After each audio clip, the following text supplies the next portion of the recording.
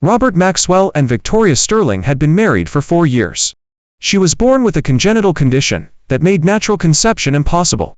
Robert Maxwell underwent a vasectomy for her, even entrusted his company to her, and spent 4 years taking care of her at home.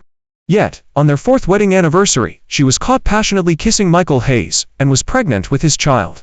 For Michael Hayes, she secretly underwent a reproductive repair surgery. In front of many people, she falsely claimed that Robert Maxwell was a third party harassing her.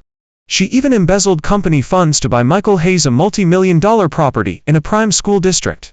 Robert Maxwell exposed her true colors on the spot, presenting evidence of her infidelity and embezzlement, which ruined their reputations.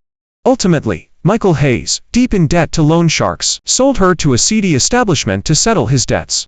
She eventually died from abuse and humiliation. Michael Hayes was also sentenced to life imprisonment. After 4 years of marriage, Robert Maxwell, as a man, was still a virgin, because his first love was born with a congenital condition that made natural conception impossible, and undergoing surgery carried significant risks. Robert Maxwell and his partner had opted for a child-free lifestyle after marriage, even an asexual one. To put her at ease, Robert Maxwell had a vasectomy, relinquished control of the company, and dedicated himself to homemaking for her. Yet, heartlessly, she cancelled their 4th anniversary celebration, which Robert Maxwell had meticulously planned despite his high fever. Robert Maxwell wanted to keep her, but she said, "Anniversaries happen every year, but this collaboration is truly important. You rest well, and I'll make it up to you later." She then left for a business dinner. Robert Maxwell cared deeply for her, so he booked her favorite restaurant, the one they frequented when they were together, intending to surprise her. As soon as he arrived at the restaurant, he saw Victoria Sterling, who was supposedly at a business dinner, passionately kissing her personal assistant in front of everyone, in a private dining room. After the kiss, she exuded a tender aura, coyly placing Mr. Hayes' hand on her lower abdomen. "We're having our little one," she announced. The people in the private dining room offered their congratulations. Robert Maxwell, his legs feeling like lead, pushed open the private dining room door, and sneered. "So, I suppose I should congratulate you too, Miss Sterling." Hearing Robert Maxwell's voice, Victoria Sterling's face froze.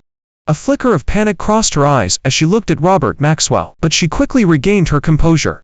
The moment he caught the panic in her eyes, Robert Maxwell's heart turned to ice. Everyone in the private dining room cast disdainful glances at Robert Maxwell. "Who are you? How dare you speak to our Miss Sterling like that? Do you have a death wish? Yeah, barging in out of nowhere, dressed like some cheap hustler. Is that outfit rented? Trying to get our Miss Sterling's attention, perhaps. I've seen plenty of social climbers like him, thinking a little bit of looks will catch a rich woman's eye." Insults poured out one after another. Robert Maxwell didn't retort, his gaze calmly fixed on Victoria Sterling, his expression remaining indifferent. Michael Hayes, her assistant, frowned, his eyes fiercely glaring at Robert Maxwell as if he wanted to devour him. "Who the hell are you? Who gave you permission to speak to my Victoria Sterling like that? What are you even?" Victoria Sterling. Hearing those 2 words, Robert Maxwell couldn't help but scoff, his tone flat. "Victoria Sterling. He says your asterisk is asterisk Victoria Sterling. Then who am I?" Everyone in the private dining room turned their gaze to Victoria Sterling, who said without hesitation, "How should I know who you are? I've never even seen you before. Get out of here right now, or don't blame me for being rude." Michael Hayes kissed Victoria Sterling's cheek tenderly, and whispered, "Don't be angry, Victoria Sterling. I'll handle him." As he finished speaking, the rest of the private dining room instantly erupted. "Oh my God, Mr. Hayes is such a good man. If I could ever snag a man this amazing, I'd have no regrets in life. Only a man like him deserves our Miss Sterling. Why isn't this guy leaving? If it were me, I'd have found a hole to crawl into by now." Michael Hayes clearly relished in the compliments. He tugged at his tie, and Robert Maxwell instantly recognized it as the one Victoria Sterling had commissioned a designer to create at a high-end boutique just a month ago. Robert Maxwell had originally been delighted, thinking it was a wedding anniversary gift she had prepared for him. To his dismay, it was for Michael Hayes. Michael Hayes, standing at 5 feet 7 inches with shoes on, raised his hand and pointed at Robert Maxwell's forehead. "Get the hell out right now, or you'll regret it." "Oh. Is that so?" Robert Maxwell looked down at Michael Hayes, his voice as cold as ice. The next second, Robert Maxwell seized Michael Hayes' pointing hand, and twisted it hard. A sharp crack of breaking bone echoed through the private dining room, and the air instantly went silent. "Oi!" Michael Hayes clutched his broken hand, letting out a pig-like shriek, and yelled in exasperation. "I'm going to kill you. How dare you touch me? Do you even know who I am? Robert Maxwell pulled out a handkerchief and fastidiously wiped his hands. Just a kept man's dog. Victoria Sterling rushed forward and slapped Robert Maxwell hard across the face.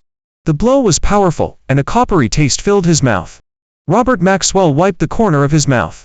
Sure enough, it was bleeding. Victoria Sterling turned back to support Michael Hayes. Her eyes, which Robert Maxwell had never allowed to shed tears, were now red. Her voice was so harsh and unfamiliar that it startled Robert Maxwell. Robert Maxwell, haven't you caused enough trouble? I'm already married. Can you please stop bothering me? If anything happens to my honey, I will never let you off the hook. Ha, for this man. She actually called Robert Maxwell a third party, in front of so many people. Let you off. Bother you. Victoria Sterling, do you really think I've given you too much leeway over the years, so much that your ego has grown too big to fit anywhere? Robert Maxwell pulled over the chair at the head of the table, and sat down, calmly observing Victoria Sterling's chameleon-like face. They had been together since college, a full 7 years. Because she was born with a congenital condition that made natural conception impossible, and although surgery could allow her to become pregnant like any normal woman, he had consulted many doctors. While the success rate of the surgery was high, there were potential side effects. Robert Maxwell didn't want her to bear even the slightest risk. Even without children, she could live a life of comfort and luxury, never having to worry about being alone in old age. Facing pressure from the Maxwell estate, Robert Maxwell decisively chose to have a vasectomy and openly accepted in a sexual life. She wanted to build her own career, so Robert Maxwell handed over the company he had built himself. Whenever she faced difficulties, he would assist her behind the scenes. She said she didn't want Robert Maxwell to interfere too much, that she wanted to challenge herself. So, Robert Maxwell ensured her safety while allowing her to thrive in the business world, letting her replace the people he had placed by her side to assist her, one by one. After so many years, even if he'd raised a tiger, it would show some gratitude, wouldn't it? Just then, his phone rang. Robert Maxwell glanced at it. It was from last spring, when Victoria Sterling had gone abroad for a month to study for a project. Looking at the page filled with English reproductive repair surgery notes, Robert Maxwell's palm tightened slightly. Each breath felt like a sharp fishbone scraping his throat. From the day they got together, Robert Maxwell had always cherished this precious woman. Yet, behind his back for a man she had only known for a few months, she traveled abroad, underwent surgery, gave away her virginity, and conceived another man's child. Victoria Sterling froze. For so many years, Robert Maxwell had never spoken harshly to her. Perhaps out of apprehension, she took out her phone and sent him a message. Rob, there are so many people here. Can you please stop making a scene? I know you're upset because it's our anniversary today. How about I make it up to you when I get home tonight? I just bought the new Victoria's Secret collection today, your favorite purple. From now on, every part of me will be yours. She even sent a kissy face emoji afterwards. Robert Maxwell disgustedly tossed his phone onto the table. The heartache he had felt moments ago was completely overshadowed.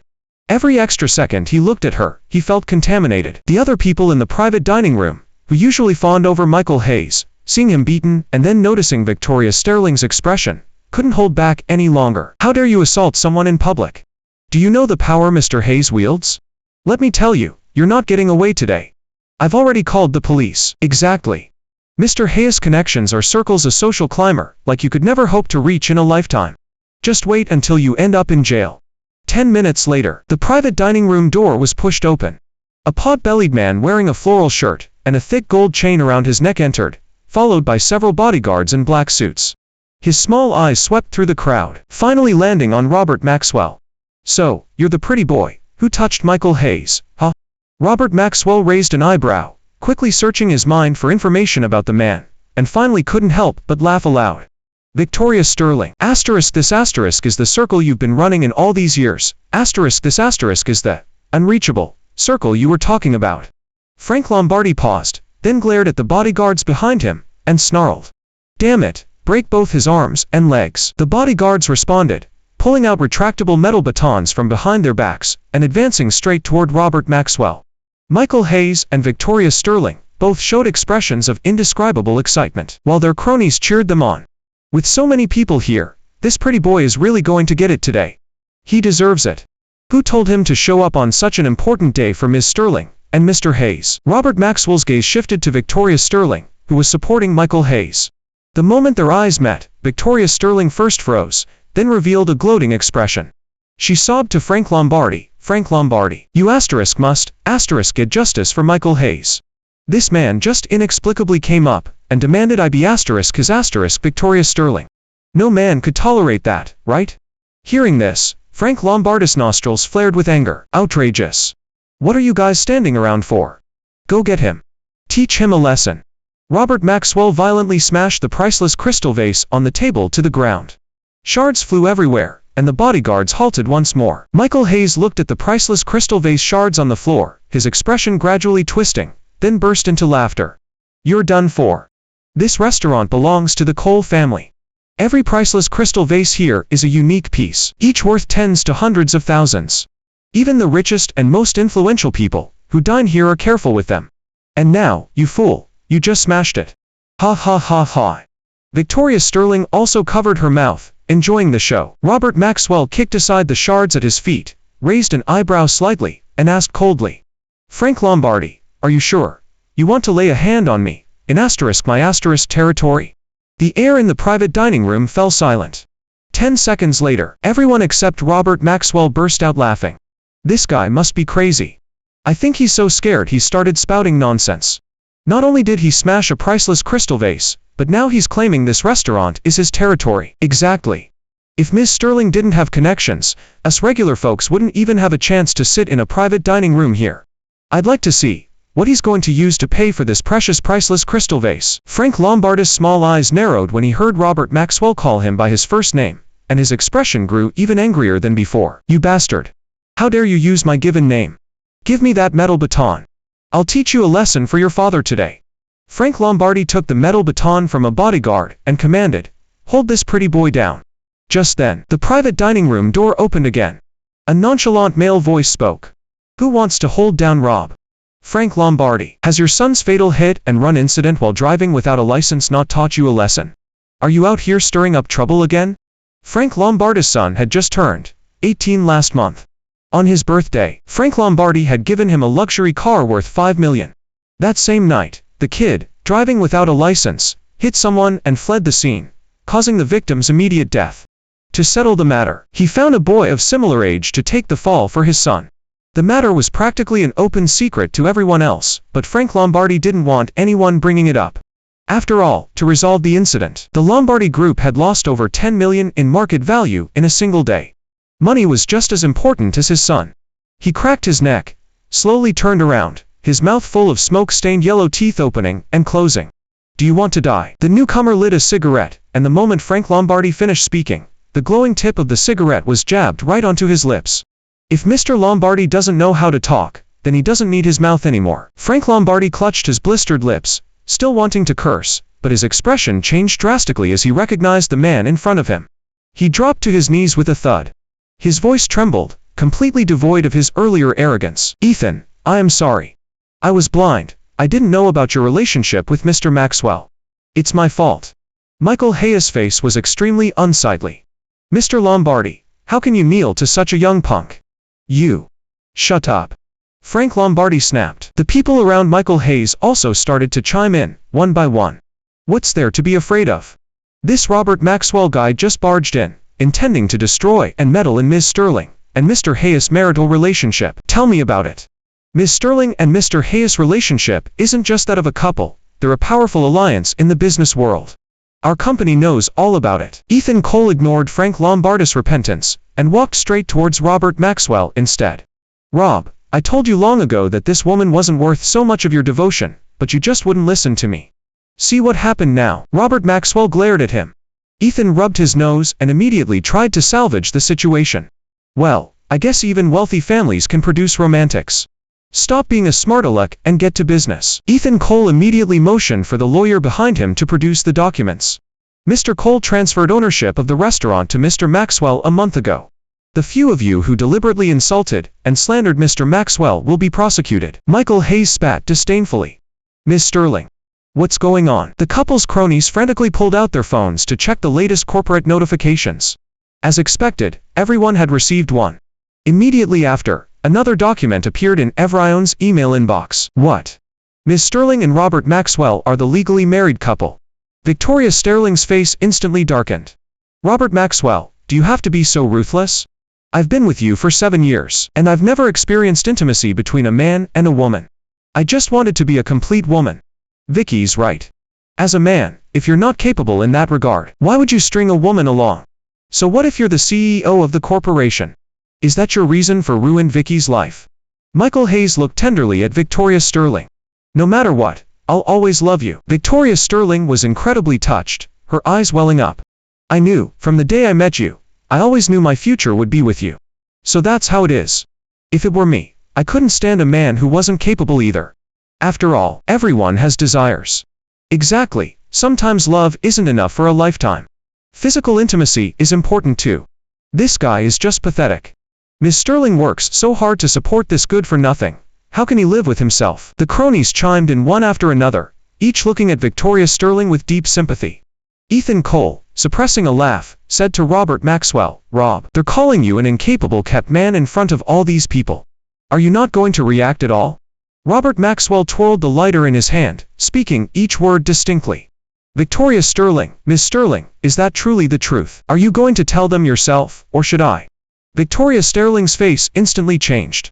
She gritted her teeth, and her beautiful eyes quickly filled with tears, which then dripped onto her chest. "Robert Maxwell, since you want to humiliate me like this, I might as well just die." With that, she quickly picked up a priceless crystal vase shard from the floor and, without hesitation, moved to slash her wrist. Just as the shard neared her, she paused, biting her lip and looking at Robert Maxwell through tear-filled eyes. After 7 years together, Robert Maxwell was all too familiar with her little tricks. His love and deep care for her had become her leverage against him, but the moment he learned the truth, all his love had vanished. Robert Maxwell gazed at the sharp shard in her hand, and chuckled softly. "What's wrong? Go on, why did you stop? Weren't you going to die?" Michael Hayes snatched the shard from Victoria Sterling's hand, threw it violently to the ground, and roared at Robert Maxwell. "How could you? Vicky has been with you for 7 years. I don't care how you treat me, but she's been with you for so many years. Are you really going to force her to die in front of all these people?" Victoria Sterling wept bitterly. Her long legs, clad in a bodycon dress and sheer black stockings, knelt on the floor without hesitation. Her head bowed, her voice choked with sobs. "Rob, for the sake of all the years we've been together, please let me go. Can we just get a divorce?" Michael Hayes shot Robert Maxwell a defiant look, then also knelt down. "Please, let Vicky go. Let us be together." That look made Robert Maxwell understand. This man knew about Robert Maxwell and Victoria Sterling's affair, and he was aware of Robert Maxwell's identity. They both assumed that Robert Maxwell, being so in love with Victoria Sterling, would definitely compromise. But he was sorry to disappoint them. Robert Maxwell never wanted anything that was tainted, be it an object or a person. Robert Maxwell took out his phone, called the HR director, and put it on speakerphone. The call was answered quickly, and the voice on the other end was full of pleasant surprise. "Mr. Maxwell, what are your instructions?" "Fire everyone on this list immediately, and blacklist them across the entire industry." The next second, the phones of everyone who had spoken up for Victoria Sterling and Michael Hayes simultaneously rang.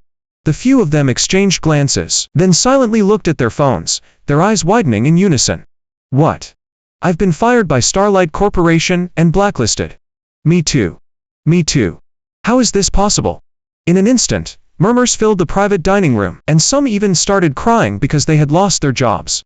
They looked at Victoria Sterling, who was still kneeling on the floor, and demanded, "Ms. Sterling, didn't you say this man was a kept man living off you? Why can he get us fired and blacklisted with just one phone call?" Before Victoria Sterling could speak, Michael Hayes immediately interjected, "Do you believe him? Ms. Sterling is the CEO of Starlight Corporation. There's no way this man could bypass Ms. Sterling and fire everyone. Don't be fooled by him." Everyone was left dizzy and confused by Michael Hayes' words, unsure who to believe for a moment. Seeing the crowd's confusion, Robert Maxwell snapped his fingers. A woman in a white business suit pushed open the door, and someone gasped the moment they recognized her. "Isn't that the head of legal for Starlight Corporation?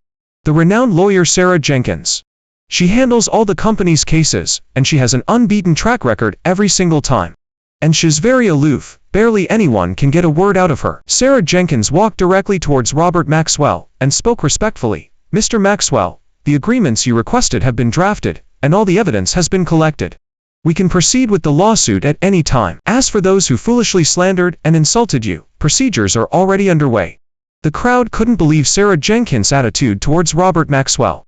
A few bolder individuals directly asked, "Ms. Jenkins, why are you so respectful to this man?"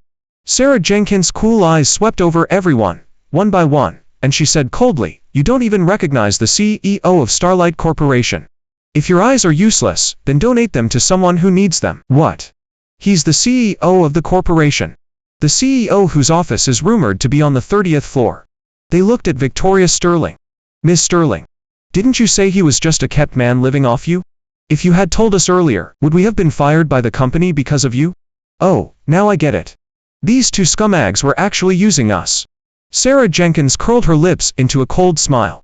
"A bunch of fools." Robert Maxwell took the two documents Sarah Jenkins handed him, and flung them directly at Victoria Sterling's head. "Didn't you want me to grant your wish?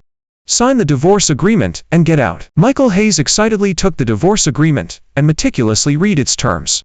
But the moment he saw, "leave with nothing," his expression froze.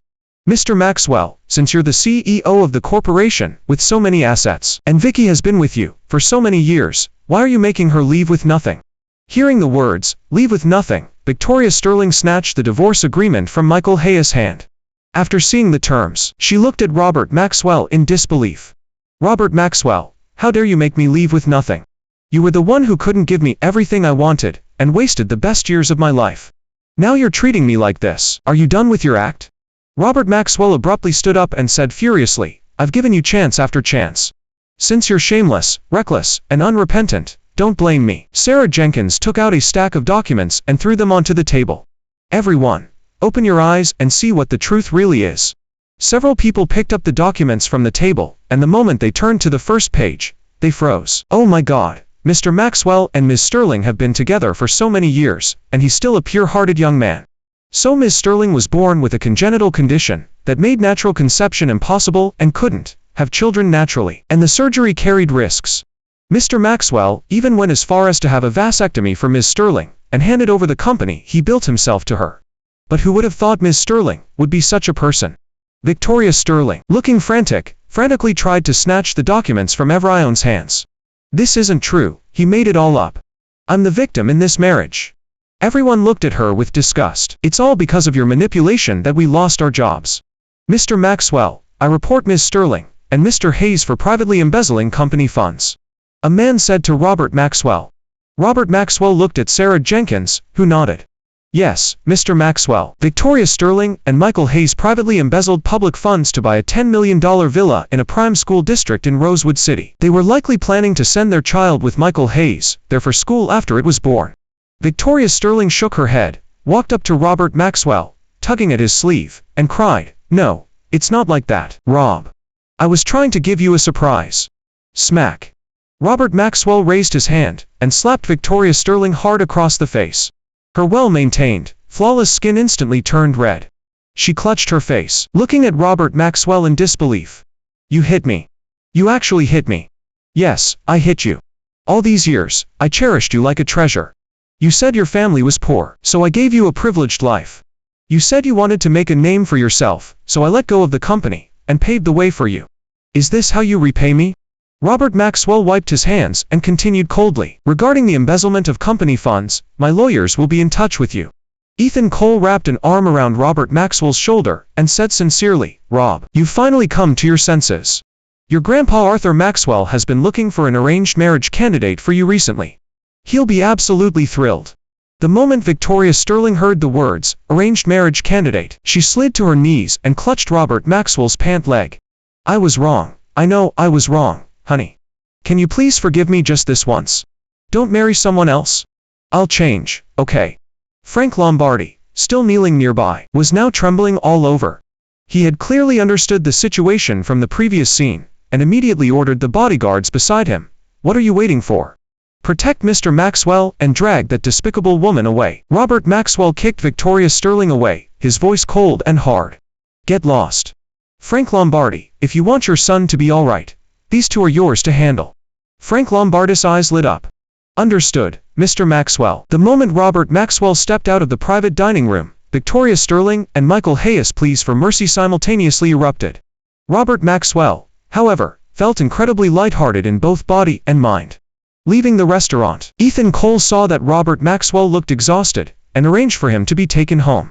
However, he was taken not to Robert Maxwell and Victoria Sterling's marital home, but to another property. Last night, he had a high fever all night. This morning, he prepared a table full of food, only to witness his wife passionately kissing another man in the evening. After being examined by a private doctor, Robert Maxwell turned off his phone and slept through the night.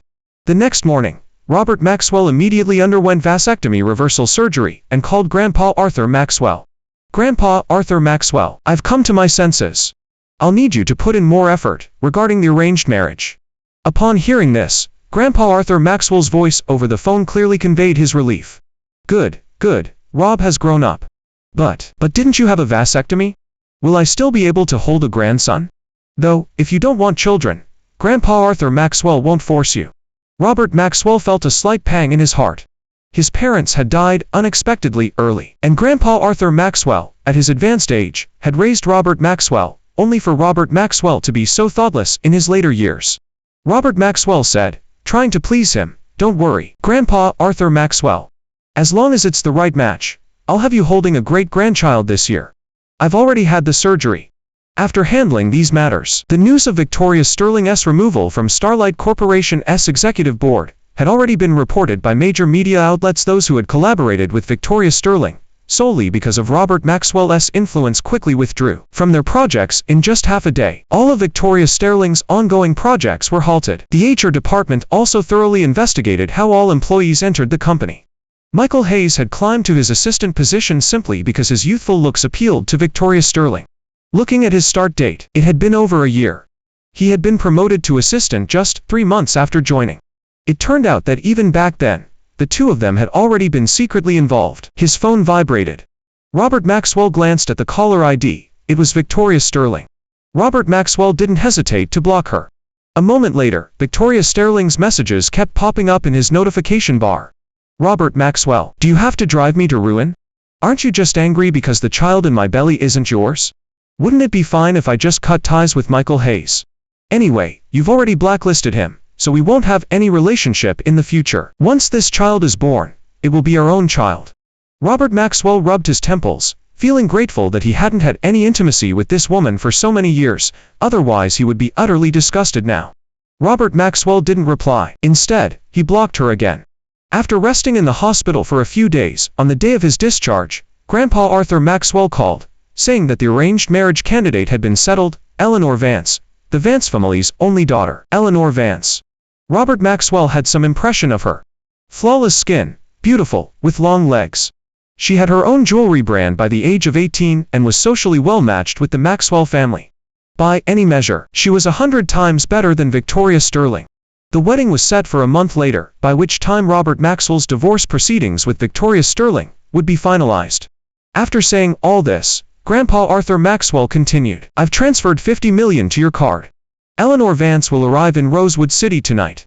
Cultivate a good relationship with her, she's a good girl." Ethan Cole quipped, "This Eleanor Vance is highly sought after by so many people. Do you know the shipping magnate's son? He spent a fortune trying to win her over, but she wouldn't even give him a second glance. And now, she's yours, Victoria Sterling. To welcome your new Victoria Sterling, your buddy here will treat you to a spa." At 8 p.m., Eleanor Vance's plane landed. Robert Maxwell stood at the arrival gate holding a bouquet of elegant white flowers, and instantly spotted Eleanor Vance, who was wearing a white dress. The moment their eyes met, Eleanor Vance's face immediately flushed. "You're here, Mr. Maxwell." Ethan Cole immediately teased, "You're practically engaged already. Why are you still calling him Mr. Maxwell? Ellie, just call him Rob." Robert Maxwell slapped Ethan Cole on the back of his head. "You talk too much." Then he looked at Eleanor Vance. "Let me take your luggage. We're meeting some friends, and I want you to meet them." The car drove out of the airport and headed directly for the opulent 5-star hotel. Robert Maxwell had arranged this gathering. Since he had decided to accept a new person into his life, he wanted to make it public. As they entered, several guys stood up in unison and called out to Robert Maxwell and Eleanor Vance, "Hey, Rob." "Hi, Ellie."